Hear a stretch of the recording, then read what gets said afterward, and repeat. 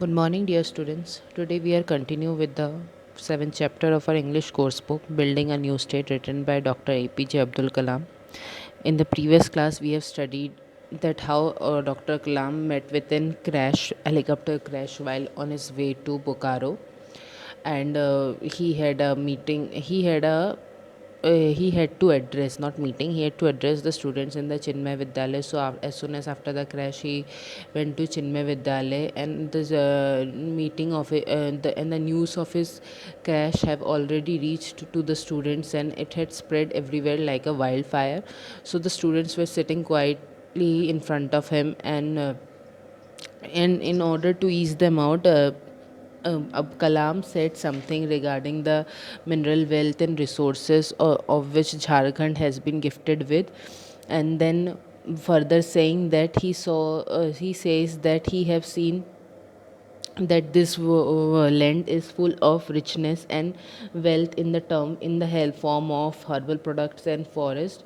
And further he says that in the ground he sees a steel plant, and what he sees in front of me is the industrious people. He denotes the children sitting over there as the future industrious people.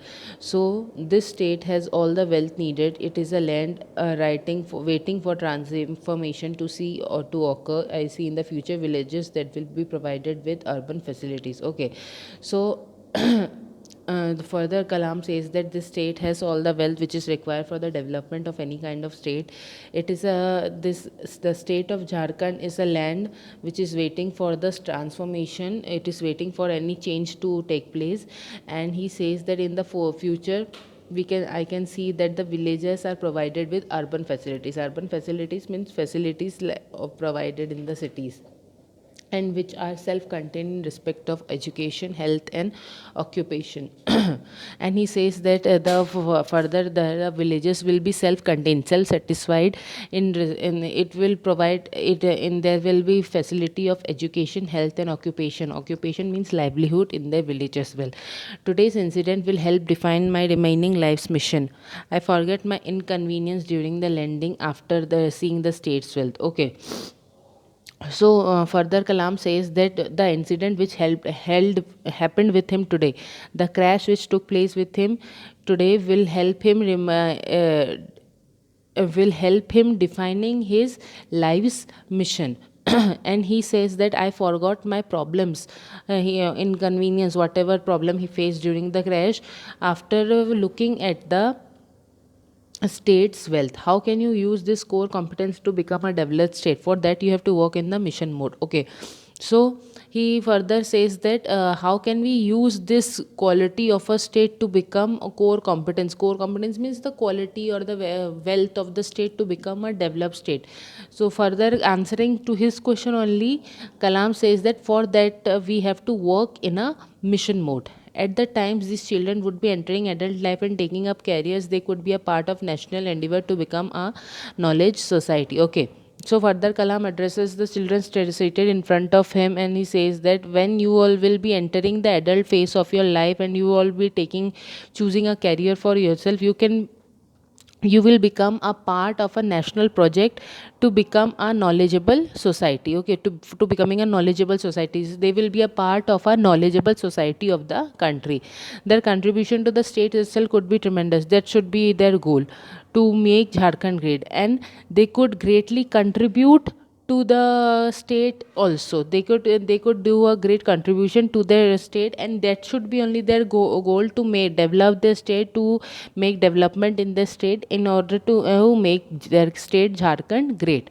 One thing that came to mind constantly as I went round the exhibition put up by the children and watched their performances, including a marvelous peacock dance, was how important it was to improve the education system so that it did not stifle the powerhouse of creativity. Okay, so after addressing the students, Kalam took a walk around the school as an exhibition was being placed, and he watched the performances of the students, and he also saw a very good peacock dance performance. And when he moved around the school looking at the works or creativity of the student, the one thing which came to his mind, that there should be improvement in the education system, so that these talented students, they are talented students, they have lots of creativity within them, they do not suffocate and don't get pressurized under this old traditional education system.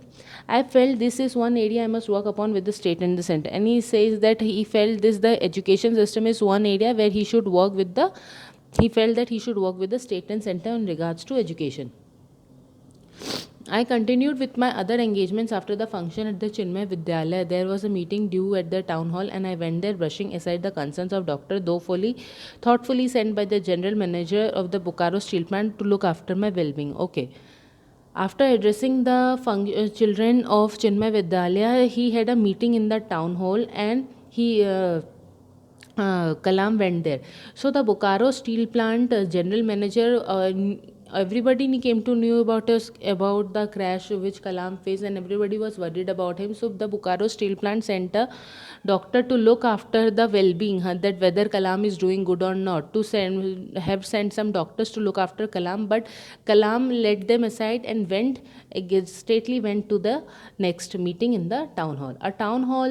At the town hall, the subject I had to speak was on Jharkhand's core competence and industries. Okay. I kept my speech short, preferring to let a discussion develop. Okay. So in the town hall, in which the meeting which they have on the subject of the meeting was Jharkhand's core competence and industries. He gave a very short speech over that, in order to have a conversation or discussion with the remaining people seated over there. Meanwhile, the electronic media had done its job, as there was a strong media presence to cover our arrival. News of the crash traveled quickly throughout the country. I started receiving calls on my mobile phone to find out whether I was all right. Okay, so as soon as Kalam's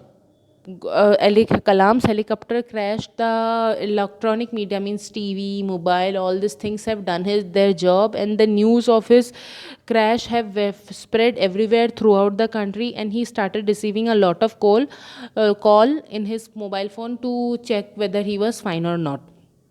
I did not want to disturb the meeting and gave the mobile phone to Dr. Vijay Raghavan, who by then had reached by road from Ranchi. I asked them to call my elder brother in Rameshwaram, who is 86 years old, and tell him I was fine. Okay.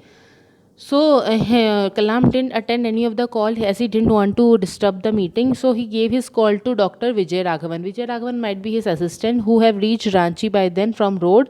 And Kalam asked Vijay Raghavan to call his elder brother, who was 86 years old, and tell his elder brother that he was doing fine. As I was giving my talk, Dr. Vijay Raghavan passed a note to me. Your brother is not convinced that you are okay. If you are okay, he has to hear your voice. And elder brothers remain elder all your life. I interrupted my speech to reassure my brother. Okay. So while Kalam was talking with the people in the town hall, with the Dr. Vijay Raghavan gave him a note, and he said that his brother, Kalam's elder brother, is not convinced that Kalam is okay, and he wants to talk to him. So Kalam finally had a word with his elder brother, and then he was assured of the safety of Kalam, of the well-being of Kalam. And then after talking to his elder brother, Kalam returned back to the meeting. To come back to the discussion at the town hall meeting, I was asked a very pertinent question from the audience. Dr. Kalam, the questioner, asked, could you please tell me why is raw material exported from Manipur specially designed for this purpose? Okay. So now after talking to his brother, Kalam returned back to his the meeting, and after returning to the meeting, Kalam was asked very important question, that Dr. Kalam, basically what was the purpose of Kalam? Like Jharkhand was the base of steel. We all know Jharkhand is a lot of steel is being produced. We have the Bokaro steel plant over there.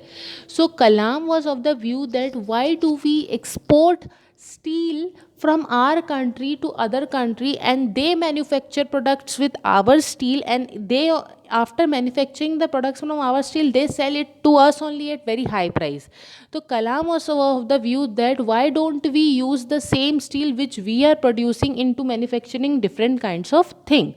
He was of the view that अगर हमारे यहाँ से कोई mineral निकल रहा है, हमारे जैसे झारखंड से स्टील निकलता तो क्या होता था, झारखंड में वो स्टील वो लोग क्या करते थे, एक्सपोर्ट कर देते बाहर के किसी देश देशों में, ठीक है। अब बाहर के देश वाले क्या करते थे, उस स्टील से अलग अलग तरह की चीज़ें बनाते थे, और इन चीज़ों को बनाने के बाद फिर वो हमारे हमारे देश का स्टील हमसे लेके कम रेट्स में लेके कुछ उससे कुछ बना के वो फिर हमारे देश को बेचते थे ज़्यादा रेट्स में। तो कलाम का ये कहना था कि जब हमारे देश में इतने मिनरल्स हैं, रिसोर्सेज हैं, हर्बल प्रोडक्ट्स हैं, तो हम उनको बाहर की कंट्री में एक्सपोर्ट ना करके हम खुद ही उससे प्रोडक्ट बनाएं और खुद ही उसको यूज़ करें। तो यहाँ पे इसी एक इंसान ने पूछा कि ऐसा क्यों ज़रूरी है कि हम जहाँ पे हमारे प्रोडक्ट्स हैं वहीं पे हम उसको करें और वहीं से इसको चीज़ें बनाएं, ऐसा क्यों ज़रूरी है, ठीक है। जैसे झारखंड में अगर स्टील का प्लांट है तो ऐसा क्यों ज़रूरी है कि झारखंड में ही हम चीज़ें बनाएं और झारखंड से ही यूज़ करें, झारखंड में ही अलग अलग तरह की स्टील की चीज़ें बनाएं। Now, this was especially relevant to Jharkhand with its huge storehouse of mineral wealth. In answer, I narrated a conversation I had in Goa with Dr. Jose Paul, chairman of Mormugao Port Trust. Okay, and so this question was very important because Jharkhand was a huge state with lots of mineral wealth. So he, in answer to this question, Kalam told him about a conversation with he had with in Goa with Dr. Josh Paul, who was the chairman of Mormugao Port Trust. We started discussing iron ore exports to Japan, much of which take place from Panjim. He told me 30 million tons of iron ore is exported annually from the four ports. Of this, 17 million tons is exported from Mormugao alone. Okay. So this chairman and Kalam started discussing something about iron ore which they exported to Japan. Okay, and the chairman told Kalam that most of the export takes place from Panjim. The chairman further told Kalam that he told me that around 30 million tons of iron is exported every year from from the four ports of Goa. Okay, and out of this 30 million, 70 million ton is exported from only Mormugao. Okay, so Mormugao was a very big port in relation to the export of iron ore. The ore is sold at a rather low price, a few dollars a ton, as according to buyers, it is of inferior. As such, its sale did not contribute anything much to the same ore utilized here would of course generate far more income because of value addition. तो क्या बोलते हैं यहाँ पे, ये जो chairman है वो बताते हैं कि I am telling in Hindi because of you also listen carefully. Okay, ये बताते हैं कि जो हमारे यहाँ होता है गोवा में वो आयरन ओर, वो 30 मिलियन टन तक हम एक्सपोर्ट करते हैं जापान को, ठीक है, जो कि हमारे यहाँ 4 पोर्ट्स से जापान तक जाती है। और इसमें इस 30 मिलियन में से 17 मिलियन टन तो अकेला मोरमुगा पोर्ट, ठीक है, से एक्सपोर्ट होता है। लेकिन ये जो हम आयरन ओर एक्सपोर्ट करते हैं ये बहुत ही कम प्राइस में हम एक्सपोर्ट करते हैं, बिकॉज हमें कुछ ही डॉलर मिलते हैं एक टन के। So according to the buyers, क्योंकि जो ख़रीदने वाले लोग हैं जैसे जापान के लोग या बाहर के, उनके हिसाब से हमारा जो आयरन ओर है वो पुअर क्वालिटी का है। सो इसलिए हम आयरन ओर को बेच के भी हम अपने देश की इकोनॉमी में, देश के अर्थव्यवस्था में कुछ कंट्रीब्यूट नहीं कर पाता है आयरन ओर। लेकिन यही ओर जब बाहर के देशों में जाता है तो वो लोग क्या करते हैं, इसी ओर से नई नई चीज़ें बनाते हैं और उसकी वैल्यू को इंक्रीज़ करते हैं और उसी चीज़ को वो लोग ज़्यादा दाम में बाहर बेचते हैं और हो सकता है हमारी कंट्री में बेचे। तो इस तरीके से कलाम ने उसके इस सवाल का जवाब दिया, ठीक है।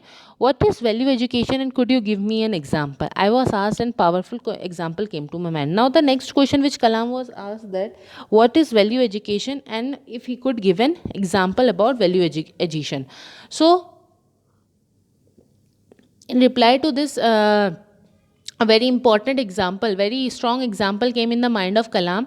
So Kalam said that when we were working on the satellite launch vehicle in the 1970, a requirement arose for beryllium diaphragms. These are used in gyro sensors used to determine the attitude of the rocket or missiles when they are in flight. Okay, so as we know, Kalam is known as the missile man of India. We all know that, isn't it? So he said that when he was working for the satellite launch vehicle in the year 1970, so for the satellite launch vehicle a requirement of beryllium diaphragms in arose, ठीक है। Beryllium diaphragm एक तरीके का material है जिससे वो लोग gyros बनाते थे। गायरोस क्या होता है, एक तरीके का कंपास होता है, यह सेंसर होता है ताकि वो रॉकेट की डायरेक्शन को डिटरमाइन कर सके, ठीक है। तो उनको किसकी ज़रूरत थी? बेरिलियम डायफ्राम्स की। As these were not available locally, a procurement team was formed to purchase them in the international market. We struck a deal with a company in New York for 100 beryllium diaphragms. Okay, so now this beryllium diaphragms was not available in the local market. That is, in India, it was not available anywhere. So they formed a procurement team. Procurement team मतलब जो availability को देखता है किसी भी चीज़ की, ठीक है, कि क्या available है, कहाँ available है, कहाँ से मिल जाएगा, ये सब। So they allotted a procurement team, and इस प्रोक्योरमेंट टीम को कहाँ मिलता है beryllium diaphragm? In they found it in New York, and so they had a deal with a company in the New York to for 100 beryllium diaphragms. 3 months later, we got a message from the company that since beryllium diaphragms are used to make gyros mounted on intercontinental ballistic missile, they do not have permission from the State Department to supply them to India. Okay.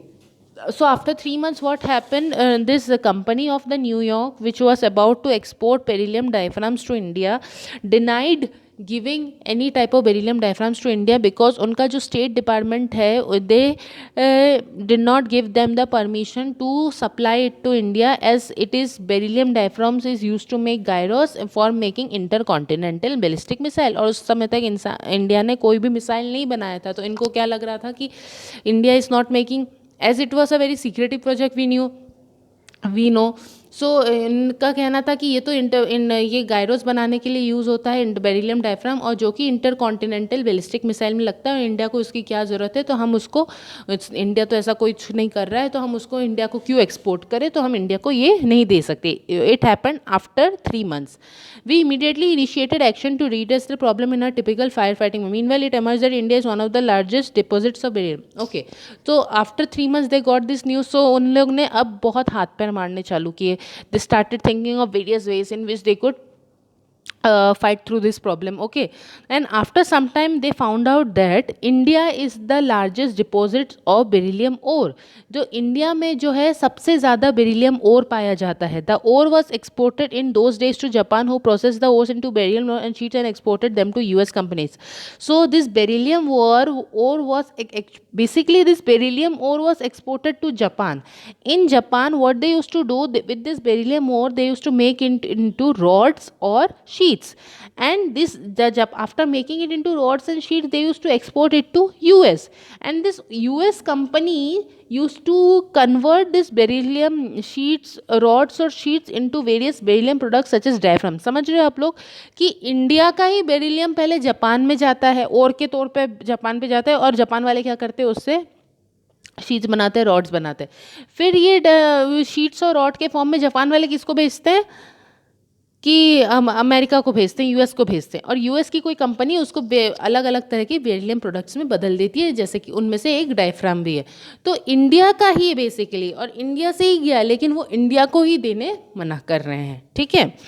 I received the shock of my life. This was the material mined in India, exported to Japan, who processed and exported in US, and the US company forget. Okay. Same thing he is saying that after coming to know this, he was very much shocked that this was a product of India which was exported to US, and after exporting it to US, the US refined and purified it, and they sold, and they were selling it to different parts of the world in various high prices, and they refused to give it to India. Where was our sense of initiative? What had happened to our aims? The issue figured prominently in the press, and the effort of beryllium ore was exported. Ore was okay. So this issue got a lot of hype in the news and all, and the export of beryllium ore was stopped. Okay. So basically यही होता है value addition. जब हमारे पास कोई चीज़ है, हम क्या करते, जैसे आप पकड़ लो, हमारे पास क्या है, पेट्रोलियम है, कोल है. ठीक है, कोल क्या है, हमारे यहाँ से कोल रिसोर्सेस हैं. अगर हम उसको एक्सपोर्ट कर देते हैं, ठीक है, कोल उससे हम प्रोडक्ट्स ना बना के उसको एक्सपोर्ट कर देते हैं बाहर, तो ऑब्वियसली वो बाहर वाला खरीदेगा, और बाद में पता चला वही प्रोडक्ट वो अपन को बेच रहा है एट हाई प्राइजेस. तो that is called as that can't be called as value addition. But हम जब उसी कोल को यहाँ पे रख के हम उस कोल से अलग अलग प्रोडक्ट्स बनाते हैं, तो उसको क्या कहते हैं, वैल्यू एडिशन, ठीक है। तो यहाँ पे वही बेरिलियम ओर के साथ भी है कि बेरिलियम ओर क्या है, हमारे देश से ही बाहर देशों में जाता था, ठीक है। वो लोग उस क्या करते थे, वो ऐसे रफ रूप में जाता था, एकदम थोड़ा वैसे रूप में। तो उनका कहना था नहीं नहीं, ये तो ऐसा प्रोडक्ट है, ये अच्छे फॉर्म में नहीं है, लेकिन वो उसी प्रोडक्ट से अलग बड़ी बड़ी चीज़ें उसको रिफाइन कर करके अच्छी चीज़ें बनाते थे और फिर उसी को हमारे दूसरे देशों में और हमारे देश में बेचते थे हाई प्राइस में। तो ये होता है value addition. The same story is repeated in other areas. The upshot is that India is a poor nation in spite of its enormous wealth because it does not focus on value addition, be it in mineral or biodiversity product or even or grain or fish. The same story is being followed in every area. India is a very rich nation in related to minerals and all those things, but still we are called if we talk about the minerals and all those things, so in that basis we are a very rich nation, but still we are not able to inculcate that minerals or herbal products into wealth, as we don't know value addition. Our government doesn't practice value addition, that's why we come are being counted as a poor country. Okay, in case of beryllium ore, value addition by at least 10 times take place in refinement itself. Value addition by at least is achieved during product conversion, and this is what we would be paying Japan or the US for something that originated for India. Okay, so what happened in beryllium ore में, क्या होता है कि जब वो उसको refine करते हैं, कोई भी चीज़ रिफाइन होती है तो रिफाइन करते हैं तो 10 बार 10 टाइम्स बेरिलियम और क्या हो जाती है, वैल्यू ऐड हो जाती है उसकी 10 टाइम्स। और जब उसको हम 100 टाइम्स तक रिफाइन करते हैं वो कोई दूसरे प्रोडक्ट में बदल जाती है। जब 10 टाइम्स तक रिफाइन करते हैं वैल्यू एडिशन होने लगती है, उसमें कुछ ना कुछ उससे बनने लगता है। और जब हम उसको 100 टाइम्स तक रिफाइन करते हैं तो उसका कोई प्रोडक्ट बनने लगता है। And this is and the instead of refining and producing products from our country only, so instead of doing that by spending some amount of money and we can refining the product in our country itself, instead of doing that, what do? We export it into another country and we purchase the thing which we are exporting to them, again we are purchasing it and using it at the high prices. So instead of spending our money over there, we could spend that money in refining the products which we are only producing, and this is what we would be paying for. Okay, it is the same with iron ore and many other export on the scale of value addition varies. It is a lesson that must be okay. So the same goes with iron ore and many other minerals which are being produced in India. At the same meeting, another question came up. Do you think in politics purity is possible? It was a little outside my purview, but there was one aspect to it raised earlier which I would like to mention. And the same meeting, he received another question, that is, do you think purity is possible in politics? So this question was out of his context basically, but still he said something related to it, and he had heard a aspect to it and which he liked to mention. The aspect is that an entire generation of people representing excellence in all fields, politics, industry, science and arts, emerged in the years leading to independence. So he said that a lot of after the independence, a lot of people came out in different kinds of fields showing their excellence, like in politics, industry, science and the arts, like Mahatma Gandhi, C.V. Raman, J.R.D. Tata, Pirojsha B. Godrej, Lakshman Rao Kirloskar, Ramakrishna Bajaj, Rabindranath Tagore, S. Radhakrishnan, Madan Mohan Malviya. It is a long list. Suddenly there was excellence in every sphere of society, and the circumstances making such flowering possible was the vision that the nation had for itself. Okay.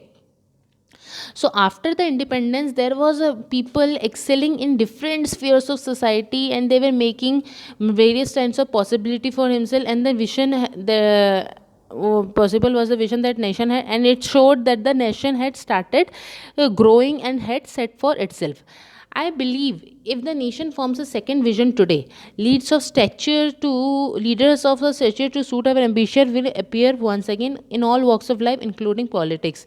So, further answering to the question, Kalam says that if we believe a nation forms a second vision today, if we want development in our country today, so we could have leaders who have respected and their reputation through their ability, and the ambition of the leaders and our ambition will also match, and we could have such kind of leaders only if we ask for or hope for development of our country.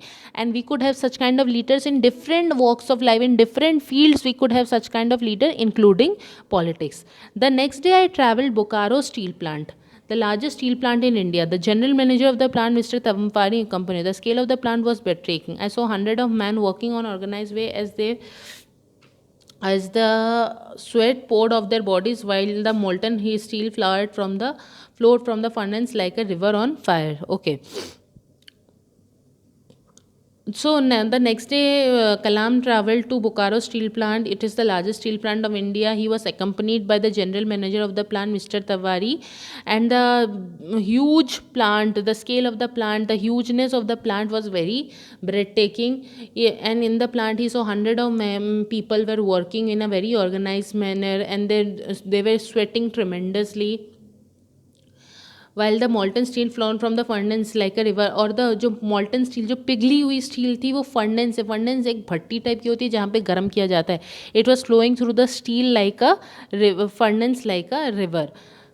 The iron ore would be available for years, I was told. Impressive as the plant, I was disappointed. So there was no industrial estates around it utilizing the steel produced here to make various products. Okay, and उनको क्या बताएगा that the iron ore would be available for years, and he was very impressed to look at the plant, the steel plant. But he was disappointed on one thing, that around the steel plant there were no industrial estates. Industrial वही वैल्यूएजेशन, हम steel ही manufacture करते हैं, हम steel ही export करेंगे, steel से हम कुछ product नहीं बनाएंगे. तो ऐसे उनका था कि आसपास कोई इंडस्ट्रियल यूनिट होती जो स्टील से अलग अलग प्रोडक्ट बनाती, ऐसी कुछ नहीं था, इसलिए वो थोड़े डिसअपॉइंटेड हुए. ठीक है. I was told the setting of industrial came under the state purview. It brought back my old regret at once compartmentalized thinking. Was this why this fragmented governance where one agency is alienated from another? Okay. So when he told general manager about this thing, that why there are no industries around them, so he was answered that the industrial estates banana state के under है, हम लोग उसमें कुछ नहीं कर सकते. Okay. और ये आंसर सुन के he was very much very felt very bit regret that ये हमारी थिंकिंग अजीब टाइप की क्यों है कि ये उनका काम है, ये इनका काम है, ये हम लोग की देखना आप लोग थिंकिंग ऐसी ही रहती है, इनका काम है, उनका काम है, हम क्यों करें, ये तो उनका काम है. ऐसा टाइप की थिंकिंग क्यों है? क्या क्यों ना हम एक साथ मिलके इकट्ठे काम क्यों नहीं करते? हमें ऐसा क्यों लगता है कि अरे ये हम लोग एक दूसरे से अलग अलग क्यों रहते हैं? इस वजह से हमारे देश में क्या नहीं है, डेवलपमेंट नहीं है. On the flight back to Delhi, I wondered how Jharkhand could be best held. The state and the center would be need to make an integrated effort. Would it be possible? Okay. Now while he was returning to Delhi through his plane, so he kept on thinking that how Jharkhand could be helped to develop as a state, and the state government and the central government should make a coordinated effort. Then it would be possible for the Jharkhand state to develop and grow. I hope you all are able to understand the chapter. Thank you. Have a nice day.